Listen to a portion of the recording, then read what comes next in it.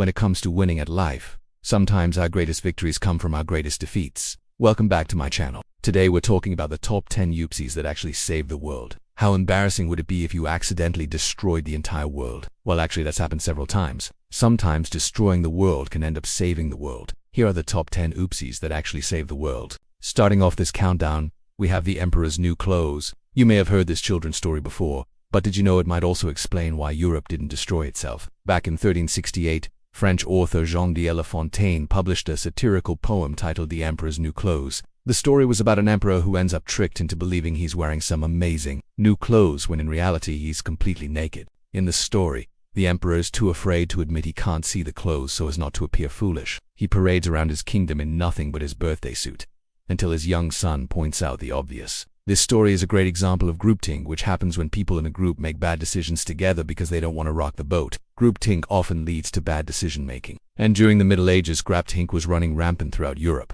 Leaders were doing whatever the church told them to do and people were following along. But luckily, the church wasn't always right.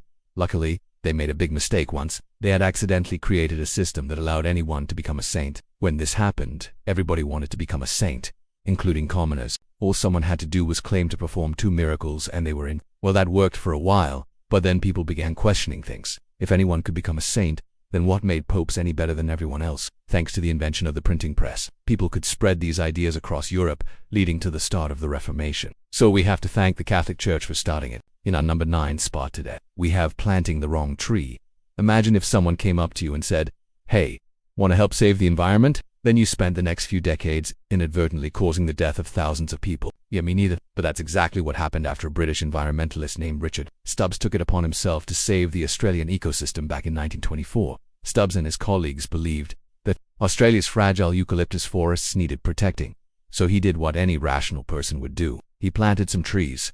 There was just one problem. These trees weren't native to Australia, and they grew up to be extremely invasive. What followed was one of the worst ecological disasters in Australian history, with the death toll being compared to the atomic bombings of Hiroshima and Nagasaki. So yeah, maybe think twice before taking matters into your own hands, even if you have good intentions. In our no 8 spot today, we have too much of a good thing. Did you know that oxygen is flammable? It turns out that the air we breathe can actually cause fires under certain circumstances. Now, scientists knew this, but back in 1937, they thought that a fire caused by oxygen wouldn't spread like a fire started by another substance. So they decided to test it out. A scientist named Carl L. Jaeger and his team sealed off a metal tube and filled it with pure oxygen. Then they stuck some cotton balls inside and lit them on fire. Now, because there was more oxygen inside the tube than normal, the fire spread much faster and ended up blowing the top off the tube and starting a massive blaze. The fire spread so fast that it burned through the floor and almost reached the basement.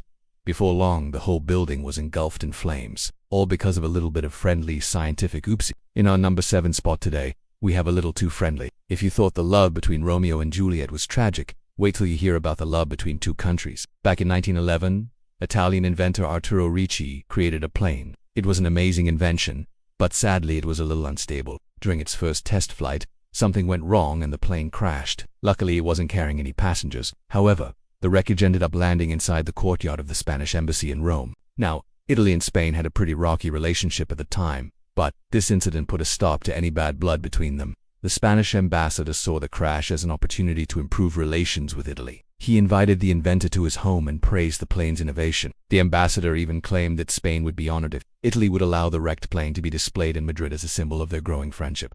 The 2 countries agreed and the plane was taken apart, its pieces being sent to different museums all over Spain. So maybe don't let your enemies catch you at your worst. In our no 6 spot today, we have a little explosives. Do you ever feel like your life lacks excitement? Well, if you're someone who loves explosions, then moving to North Korea might be the move for you. Back in 2008, North Korea suffered a serious economic crisis. Their food supply was dwindling and their economy was failing. But Kim Jong-il was determined to bring back some of North Korea's former glory. So he devoted a large portion of his country's resources towards creating a powerful rocket engine. On April 5, 2009, North Korea launched their first rocket into space. And while it failed to reach space, it sure made an impact. The rocket exploded on live television and rained debris down over northern South Korea.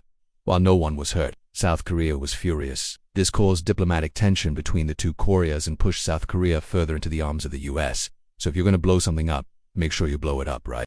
In our no 5 spot today, we have pig war.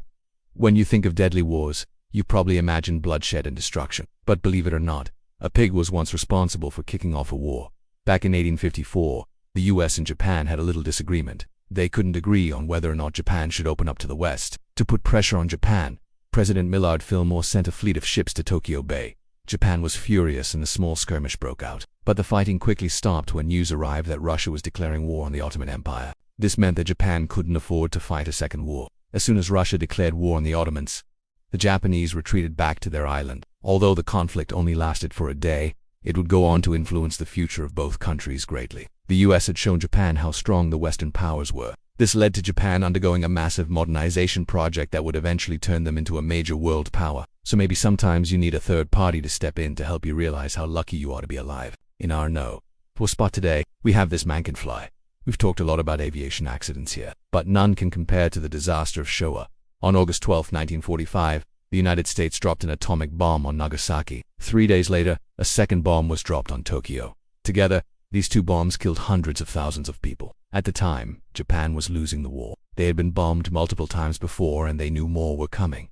So they decided to surrender. And that brings us to our question of the day. Do you think ending World War II saved the world? Let us know in the comments below. But I'm getting a little bit off topic. The reason I brought up the dropping of the bombs is because the Showa era in Japan is named after the emperor at the time, Hirohito. It's now considered the darkest period in Japanese history. But believe it or not, this period of time lasted from 1926 to 1989, a span of 63 years. Since the end of World War II, Japan has become one of the largest economies in the world. So they really pulled it together after those dark times. In our No. 3 spot today, we have a very big mistake. When you think of dangerous weapons, you probably think of nuclear bombs and machine guns. But sometimes simple objects can be just as deadly. Take this spoon, for example. It may look harmless, but it played a role in killing thousands of people. Back in 1912, the British were exploring the jungles of Africa when they encountered a tribe of people eating a fruit that looked a lot like a star-shaped mango.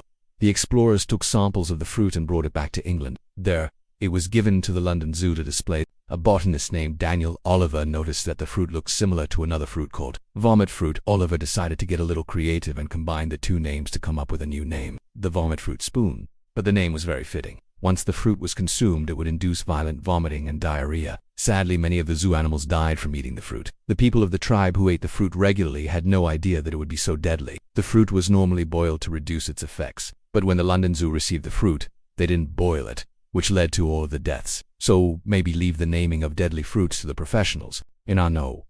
To spot today, we have the right stuff. Look, we all know that space is dangerous, but believe it or not, the odds of dying from space-related causes are pretty low. But the odds are a lot higher if you're working for NASA. Between 1961 and 1973, NASA lost 3 manned space missions. All 3 of these incidents could have easily been avoided if NASA would have listened to their safety recommendations. But they didn't listen, and as a result, they lost 14 astronauts. But because of these failures, NASA became way more careful.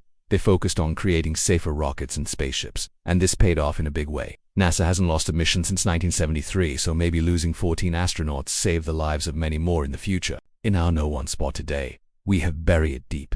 The last century has seen countless acts of violence, but none have had as much potential to destroy the world as the Cuban Missile Crisis. In 1962, the Soviet Union placed missiles in Cuba, aiming them towards the United States. This meant that Russia could strike any part of the country within minutes. The US was furious and demanded that the Soviets remove the missiles. For 13 terrifying days, the world waited for the inevitable attack. Luckily, cooler heads prevailed and the crisis was averted. The removal of the missiles saved countless lives. But the real reason we're talking about this event today is because of a Canadian scientist named Gerald Bull. Back in the early 1960s, Bull developed a method for detecting underground nuclear explosions. This was useful for Canada's Geological Survey, but little did he know that it would play a role in averting a nuclear war. See, when the Cuban Missile Crisis hit, Bull's invention was used to detect the Soviet missile tests in Cuba. This gave the US hard evidence that they needed to prove that the Soviets were placing missiles in Cuba. So thanks to this invention, the world was able to avoid nuclear war. Alright guys, that's our list for today. Let us know in the comments below which oopsie you thought was the most shocking. And as always, remember to give us a thumbs up. Keep an eye out for more videos from us.